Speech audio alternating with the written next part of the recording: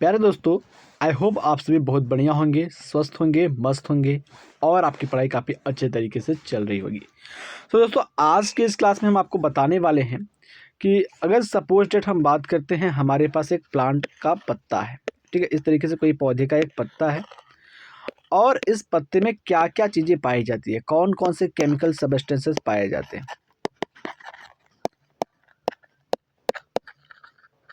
Chemical substances पाए जाते हैं।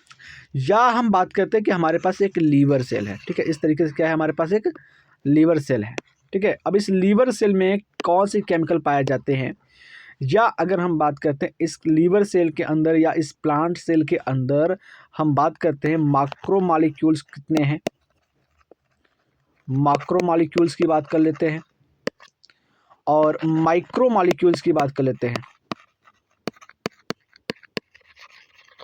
माइक्रोमोलेक्यूल्स की बात कर लेते हैं तो इनकी संख्या कितनी है।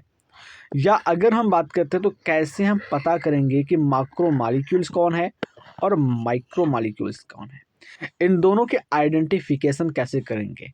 तो इन दोनों के आइडेंटिफिकेशन, इन दोनों की पहचान करने के लिए एक प्रोसेस किया जाता है जिसको हम कहते हैं एनालिसिस ऑफ केमिकल कंपोजिशन। यानी कि आज के इस क्लास में हम आपको बायोमॉलिक्यूल्स के दूसरे लेक्चर को लेकर के आए हैं, जहां पर हम आपको बताएंगे कि बायोमॉलिक्यूल्स कैसे आपको पता किया जाएगा कि बायोमॉलिक्यूल्स के अंदर कौन कौन से मॉलिक्यूल्स पाए जाते हैं, कौन से मॉलिक्यूल्स एसिड सॉल्युबल हैं, और कौन से मॉलिक्यूल एसिड इनसॉल्युबल हैं, ठीक है। एसिड इनसॉल्युबल का मतलब एसिड के अंदर नहीं डिजॉल्व होते हैं, उनके बारे में हम बात करेंगे। और कैसे हम पता करते हैं कि एसिड सॉल्युबल और इनसॉल्युबल हमको मिलेगा।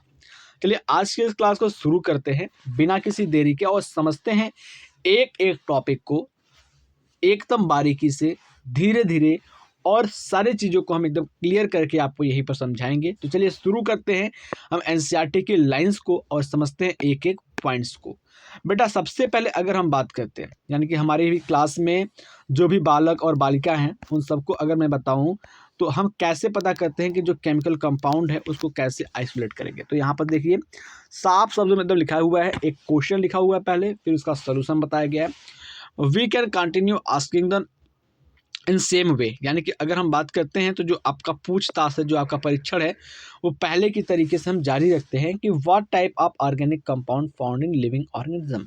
जितने भी लिविंग ऑर्गेनिज्म होते हैं ना, जितने भी लिविंग ऑर्गेनिज्म हैं, उस लिविंग ऑर्गेनिज्म के अंदर जो केमिकल कंपाउंड पाए जाते हैं, केमिकल कंपाउंड हैं, वो केमिकल कंपाउंड कौन से हैं, कितने टाइप्स के हैं, उसकी बात कर रहा है।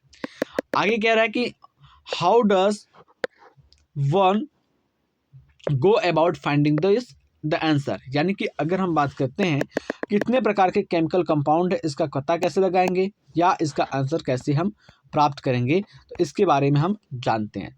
सबसे पहले अगर हम बात करते हैं, यहाँ पर आप समझिए तो आपको दिखाया जा रहा है यहाँ पर टू गेट आंसर, यानी कि इसका आंसर आप पाएंगे कैसे, इस तरीके से पाएंगे कि one has perform a chemical analysis, यानी कि अगर हम बात करते हैं तो यहाँ पर एक काम किया जाएगा जिसको हम क्या कहते हैं, केमिकल एनालिसिस कहते हैं। उस केमिकल एनालिसिस के द्वारा क्या कर सकते हैं, आप किसी भी लिविंग ऑर्गेनिज्म के अंदर पाए जाने वाले ऑर्गेनिक कंपाउंड को आसानी से पता कर सकते हैं कि उस लिविंग ऑर्गेनिज्म के अंदर ऑर्गेनिक कंपाउंड कौन कौन से हैं, कौन से आपके ऑर्गेनिक कंपाउंड सॉल्युबल है एसिड के अंदर और कौन से इनसॉल्युबल हैं, उसके बारे में आप पता कर सकते हैं। चलिए अब अगर हम बात करते हैं तो उस प्रक्रिया का क्या कहते हैं, उस प्रोसेस को, उस प्रक्रिया को हम कहते हैं केमिकल एनालिसिस। यानी कि अब हम बात करते हैं केमिकल एनालिसिस के बारे में, रासायनिक परीक्षण के बारे में हम बात करते हैं।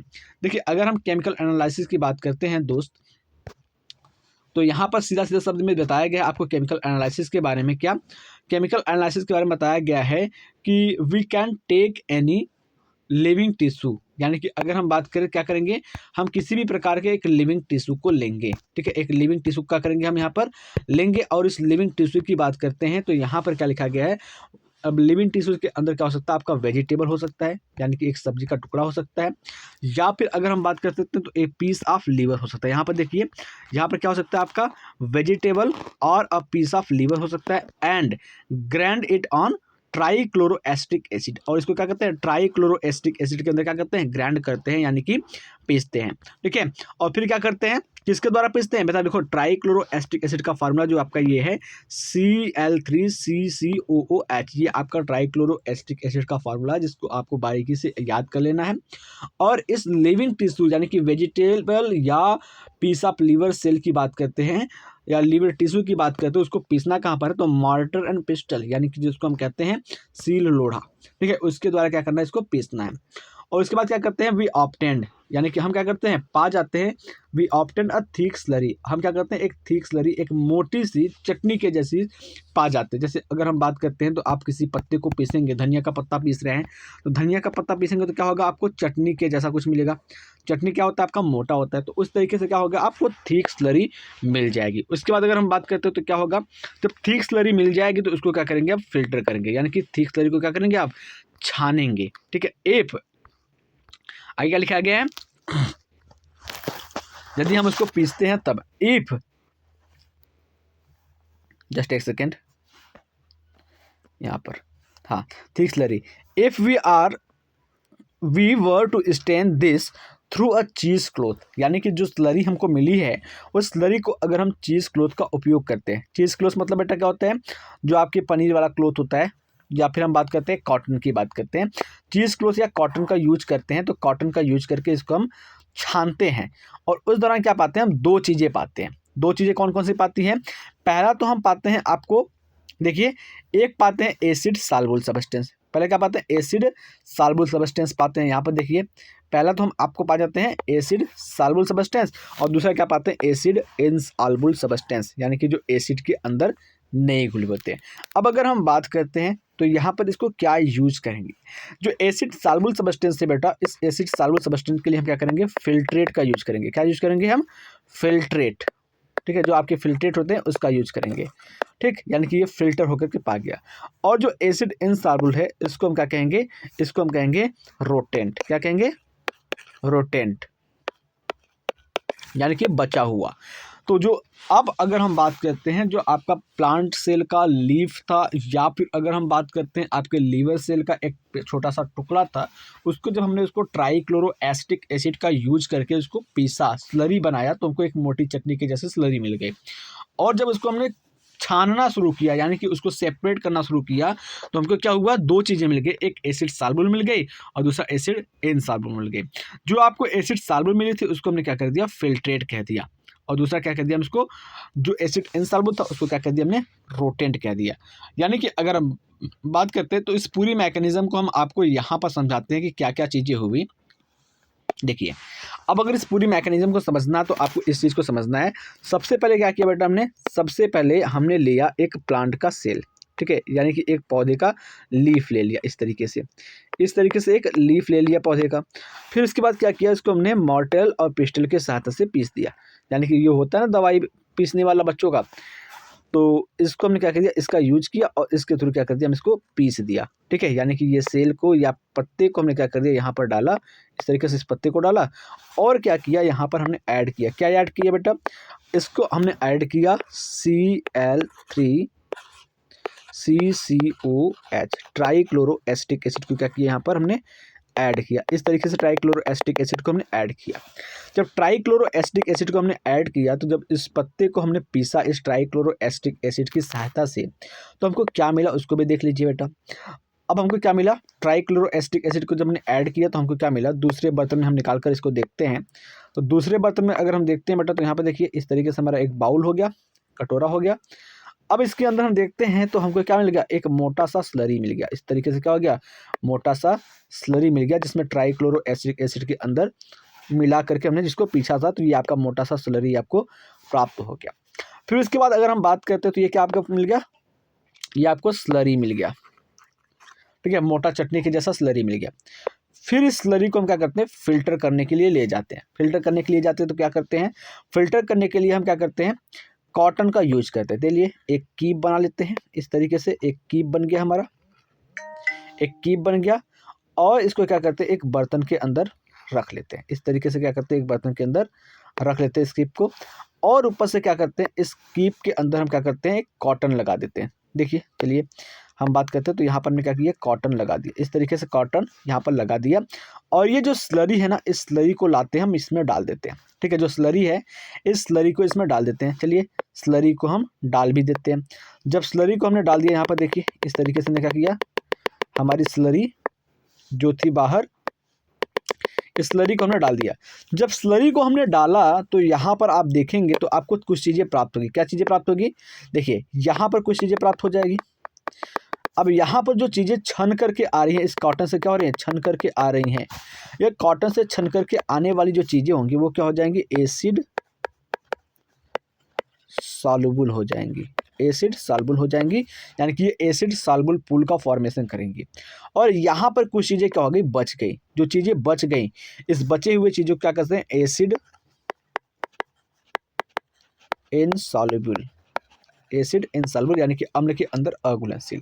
अब देखो जो एसिड इनसॉल्युबल है, इसके लिए साइंटिस्ट ने क्या किया, एक दूसरे वर्ड का यूज किया जिसको कहते हैं रोटेंट। क्या कहते हैं, रोटेंट, यानी कि बचा हुआ।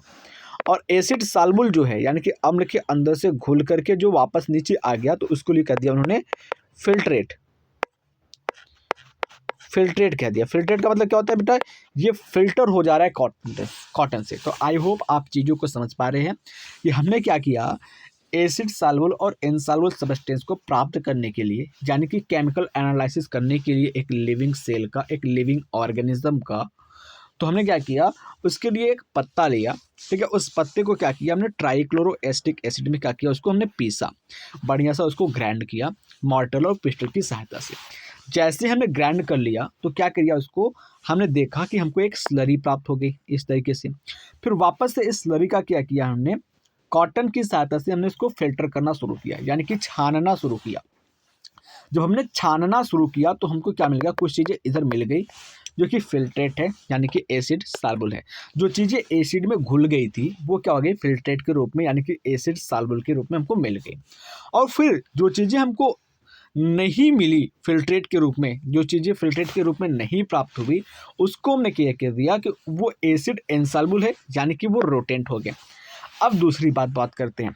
जो साइंटिस्ट थे, तो साइंटिस्ट ने जब देखा फिल्ट्रेट को, ठीक है, यानी कि जो एसिड सॉल्युबल चीज़ें थी उसको जब उन्होंने ऑब्जर्व किया, तो यहाँ पर उन्होंने पाया कि 1000 से ज़्यादा प्रकार के क्या हैं, केमिकल कंपाउंड है। क्या है, केमिकल कंपाउंड।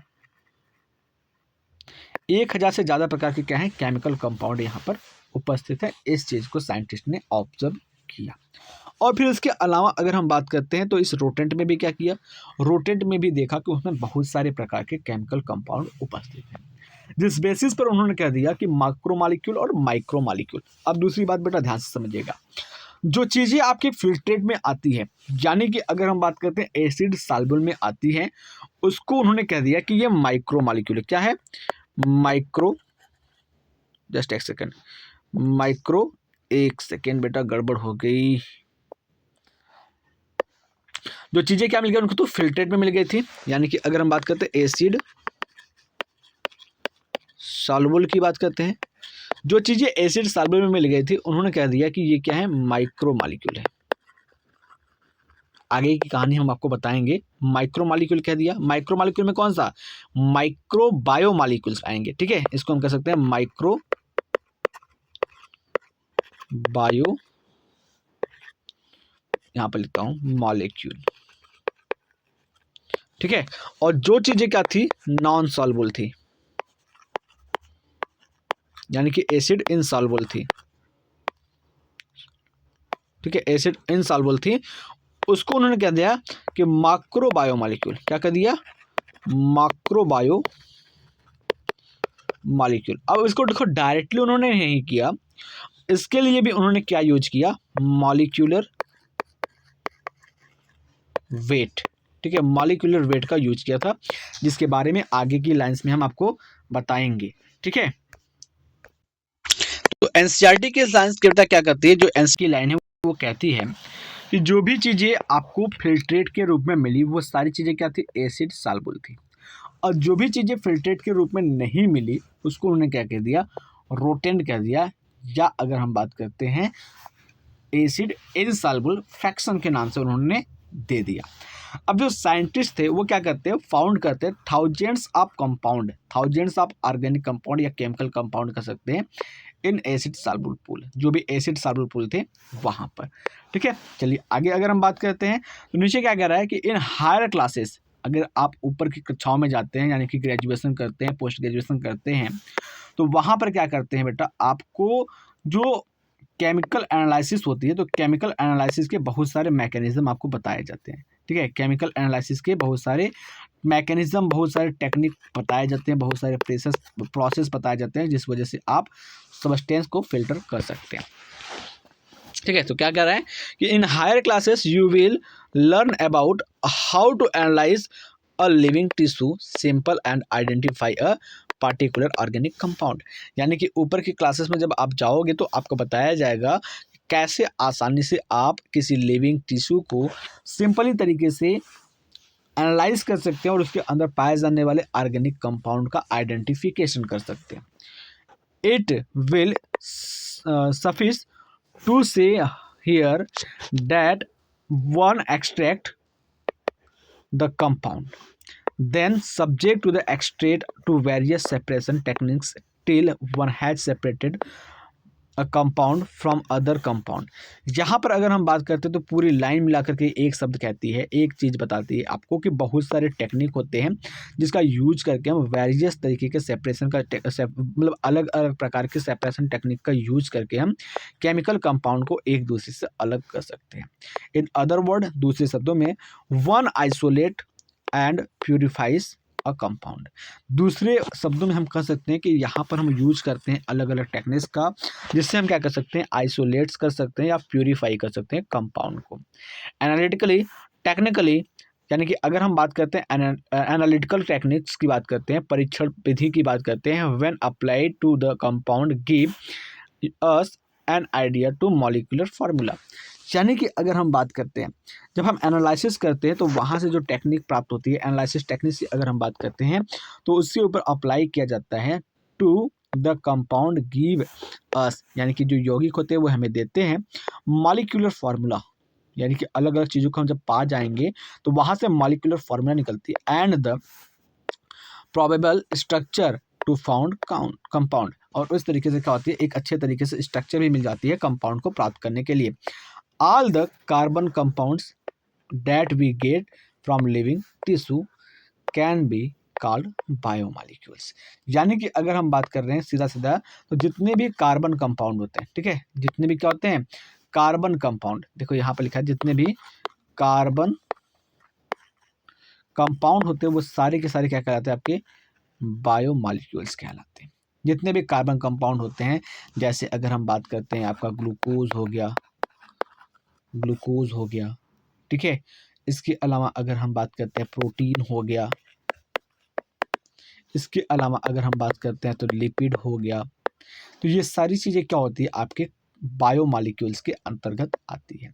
अब बात आपका शुरू होता है दूसरी चीज़ों पर, दूसरे पॉइंट पर अगर हम चलते हैं तो दूसरा पॉइंट क्या कहता है उसको भी समझिए। जस्ट एक सेकेंड, हमारा थोड़ा सा प्रॉब्लम हो रहा है यहाँ पर।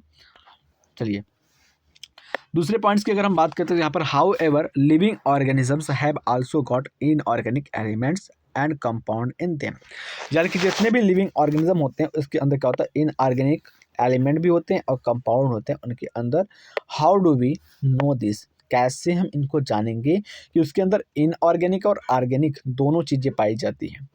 अ slightly difference but destructive experiment has to be done. यानी कि अगर हम बात करते हैं जो आपके इनऑर्गेनिक एलिमेंट्स होते हैं, कंपाउंड्स होते हैं, उनमें थोड़ा सा डिफरेंस पाया जाता है, बट ये दोनों क्या करते हैं, आपस में अलग हो जाते हैं। ठीक है, आगे बात करते हैं। यहाँ पर अगर हम बात करते हैं तो पहले अगर टेक्निक की बात करते हैं तो क्या लगाया गया, one weighs a small amount of living tissue, एक छोटे मात्रा में लिविंग टिश्यू को लेते हैं, जैसा कि ऊपर हमने बताया था, से लीव और liver, and this is called the wet. ठीक है, वेट फेज। यानी कि देखो पहले अगर हम बात करते हैं तो पहले हमने क्या किया था, मॉर्टल और पिस्टल का उपयोग किया था। ठीक है, मॉर्टल एंड पिस्टल का यूज किया था, जिससे हमने क्या किया था, एसिड सॉल्युबल और उसके बाद एसिड इनसॉल्युबल चीज़ों को पाया लिया था। अब यहाँ पर अगर हम बात करते हैं तो एक लिविंग टिश्यू को लेते हैं या लीफ को लेते हैं बेटा, तो इस लीफ में क्या होती है, इस लीफ के अंदर क्या होते हैं, ढेर सारे इनऑर्गेनिक और ऑर्गेनिक, ठीक है, इनऑर्गेनिक और ऑर्गेनिक क्या पाए जाते हैं, कंपाउंड्स पाए जाते हैं, या फिर हम कह सकते हैं यहाँ पर एलिमेंट्स पाए जाते हैं। तो ये इनऑर्गेनिक और ऑर्गेनिक एलिमेंट्स तो पाए जाते हैं। अब बात दूसरी ये आती है कि बेटा जो इनऑर्गेनिक होते हैं उसमें क्या होते हैं, कार्बन नहीं पाए जाते, कार्बन क्या होते हैं, नहीं पाए जाते। जितने भी ऑर्गेनिक होते हैं उसमें क्या होते हैं, कार्बन पाए जाते हैं, क्या होते हैं, कार्बन पाए जाते हैं। अब ये बायोमॉलिक्यूल क्या करता है कि जितने भी ऑर्गेनिक कंपाउंड्स हैं, जितने भी आपके कार्बनिक मॉलिक्यूल्स हैं, वो सारे के सारे क्या हैं, बायो मॉलिक्यूल्स के अंतर्गत आएंगे। तो अब यहाँ पर जो ऊपर आपने लिखा कि कैसे हम इनऑर्गेनिक और ऑर्गेनिक सब्सटेंसेस को अलग करेंगे, तो आपको पता है कि जब आप किसी चीज़ को सुखवा करके जलाते हैं तो क्या निकलता है, कार्बन निकलता है। क्या निकलता है, कार्बन निकलता है, यानी कि धुआं निकलता है, उसमें कार्बन के मॉलिक्यूल्स होते हैं। तो इस तरीके से अगर हम किसी चीज़ को जलाएंगे तो जितने भी कार्बन कंपाउंड होंगे, ठीक है, जितने भी कार्बन कंपाउंड होंगे वो क्या होंगे, बर्न होकर के निकल जाएंगे, और बचेगा क्या, राख बचेगा, यानी कि ऐश बचेगा। और उस ऐश से हम क्या करते हैं, पता कर लेते हैं कि उस एक लिविंग टिश्यू के अंदर कितने आपके इनऑर्गेनिक सब्सटेंसेस हैं, कितने आपके इनऑर्गेनिक एलिमेंट पाए जाते हैं। तो चलिए कहानी को पढ़ते हैं।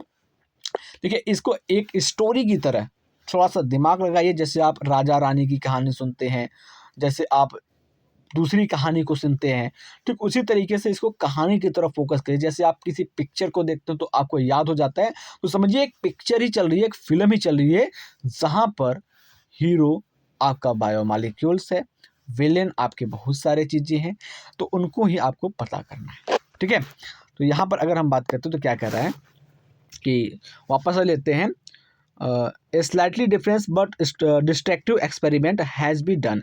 यानी कि अगर हम बात करते हैं जो आपके इनऑर्गेनिक एलिमेंट होते हैं, कंपाउंड होते हैं, उनको अलग करना थोड़ा सा कठिन है, ठीक है, डिफरेंट है, डिस्ट्रैक्टिव है, बट उसको भी हम पूरा कर लेते हैं।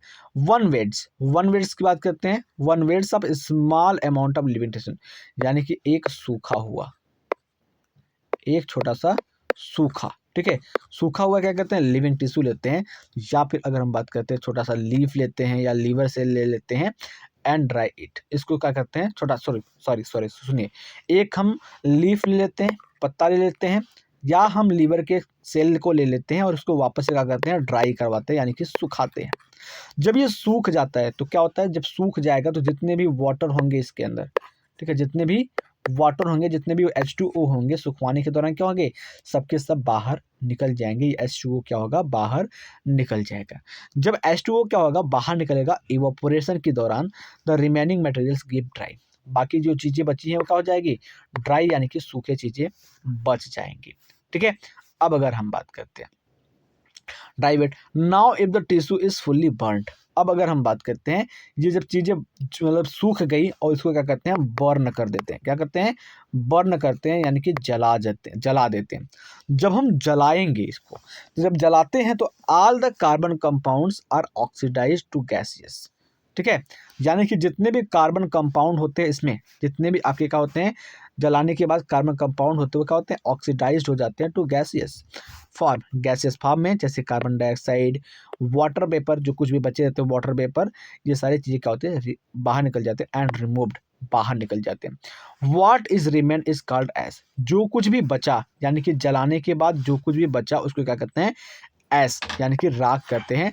दिस, यानी कि ये this S contain inorganic element, यानी कि जितने भी इनऑर्गेनिक एलिमेंट होते हैं वो उस राख में पाए जाते हैं, ठीक है, राख में पाए जाते हैं।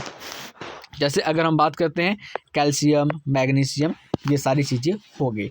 अब जैसे अगर हम बात करते हैं कैल्शियम, मैग्नीशियम, इसके अलावा सोडियम, पोटेशियम, वाटर, बहुत सारी चीज़ें जो होती हैं वो कुछ आपके, अगर हम बात करते हैं साल्ट्स भी होती हैं, वो चीज़ें इसमें पाई जाती है। अब इनऑर्गेनिक कंपाउंड लाइक अगर हम बात करते हैं, यानी कि इनऑर्गेनिक एलिमेंट की बात करते हैं, तो यहाँ पर आपके जो एलिमेंट होते हैं जैसे सोडियम हो गया, पोटेशियम हो गया, मैग्नीशियम हो गया, ये सारी चीज़ें हो गई। इनऑर्गेनिक कंपाउंड की बात करते हैं जैसे सल्फेट हो गया, फॉस्फेट हो गया, ये सारी चीज़ें क्या होती हैं उस राख के अंदर पाई जाती है। Are also seen in acid soluble fraction. जो चीज़ें क्या थी, देखो अगर हम बात करते हैं बेटा, सिंपल सा वे आपको समझाने के लिए हम यूज करते हैं। देखिए कैसे, आप समझिए। जैसे अगर हम बात करते हैं, यूज करते हैं किसका, हम यूज करते हैं जो आपके क्या है, ड्राई चीज़ों को मैं क्या किया, बर्न किया। तो क्या बचा हमको, एस यानी कि राख बच गया। ठीक है, अब इस राख में अगर हम बात करते हैं तो दो चीज़ें पाई जाती हैं। क्या पाई जाती है, एक आपका इनऑर्गेनिक एलिमेंट पाया जाता है, और दूसरा इनऑर्गेनिक कंपाउंड पाए जाते हैं। तो इनऑर्गेनिक एलिमेंट की बात करते हैं बेटा, तो इस इनऑर्गेनिक एलिमेंट में क्या पाए जाते हैं, सोडियम, पोटेशियम, कैल्शियम, मैग्नीशियम, ये सारी चीज़ें पाई जाती हैं। अब अगर कंपाउंड की बात करते हैं तो कंपाउंड में क्या होता है बेटा, कंपाउंड में आपका sodium chloride, phosphate, PO4 phosphate, sulphate, ये सारी चीज़ें क्या होती है इसमें पाई जाती हैं। आई होप आप चीज़ों को अच्छे तरीके से समझ चुके होंगे। आगे चलते हैं, तो यहाँ पे क्या लिख रहा है, देयर फॉर, एक मिनट, are also seen in acid इंसालू, ये सारी चीज़ें क्या थी, एसिड इंसालू चीज़ें में पाई गई थी। Therefore elements analysis give the chemical composition of living tissue in the form of hydrogen, oxygen, chloride, chlorine, carbon, ETC। यानी कि अगर हम बात करते हैं तो यहाँ पर केमिकल एनालिसिस के दौरान जो आपके एलिमेंट थे उनके कंपोजिशन में, यानी कि लिविंग टिश्यू के अंदर हाइड्रोजन, ऑक्सीजन, ठीक है, हाइड्रोजन, ऑक्सीजन, क्लोरीन, कार्बन, ये सारी चीज़ें पाई गई। While analysis of compound give an idea the kinds of organic, यानी कि अगर हम बात करते हैं तो जबकि जो आपके एनालिसिस किया गया तो वहाँ पर ऑर्गेनिक कंपाउंड की एक आइडिया मिलती है। ठीक है, एंड इनऑर्गेनिक कंस्टिट्यूएंट मिलते हैं जिसके बारे में आपको टेबल में लिख करके समझाया जा रहा है। ठीक है, प्रेजेंट इन लिविंग टिश्यू, यानी कि जो इनऑर्गेनिक और ऑर्गेनिक चीज़ें पाई जाती हैं एक लिविंग टिश्यू के अंदर, उसके बारे में यहाँ टेबल में आपको बताया जा रहा है। देखिए यहाँ पर अगर हम बात करते हैं तो ये आपके क्या है, एलिमेंट्स हैं जिसकी परसेंटेज बताई जा रही है, और ये आपके पिछले टॉपिक का है। यहाँ पर देखिए, यहाँ पर अगर हम बात करते हैं तो आपके एक लिविंग टिश्यू के अंदर जो भी चीज़ें पाई जाती है वो सारी चीज़ें बताई गई हैं। Sodium, potassium, calcium, magnesium, water, compounds की बात करते हैं, sodium chloride, calcium carbonate, phosphate, sulphate, ये सारी चीज़ें इसमें पाई जाती है। तो आई होप आप इस चीज़ों को अच्छे तरीके से समझ पा रहे होंगे। अब अगर हम बात करते हैं दूसरी लाइन में, तो क्या कर रहा है कि from a chemistry point of view, यानी कि अगर हम केमिस्ट्री के पॉइंट ऑफ व्यू से चलते हैं, रसायन विज्ञान के पॉइंट ऑफ व्यू से चलते हैं, तो यहाँ पर अगर हम बात करते हैं तो one can identify functional group of aldehyde. ठीक है, यहाँ पर एक functional group aldehyde, ketone, aromatic compounds, ये सारी चीज़ें प्राप्त होती हैं। But from biological point of view, जब हम बायोलॉजी के पॉइंट ऑफ व्यू से चलते हैं, we shall classify them into amino acid, nucleotide, base and fatty acid. उसको हम क्या करते हैं, क्लासीफाई कर देते हैं एमिनो एसिड में। ठीक है, बायोलॉजी के पॉइंट ऑफ व्यू चलते हैं तो एमिनो एसिड में क्लासीफाई कर देते हैं, न्यूक्लियोटाइड के पॉइंट में क्लासीफाई कर देते हैं, और फैटी एसिड के रूप में क्लासीफाई कर देते हैं। तो आई होप आप इस चीज़ों को समझ पा रहे होंगे। आगे की क्लास में हम आपको बताएंगे amino acid, fatty acid, nucleotide bases, इन सारे चीज़ों के बारे में हम अच्छे से डिस्कस करेंगे। थोड़ा सा अभी बोलने में दिक्कत हो रही है क्योंकि मुंह में छाला बहुत ज़्यादा पड़ चुका है, इस वजह से मैं क्लास को यहीं पर बंद कर रहा हूँ। तो मिलते हैं आपसे अगले क्लास में।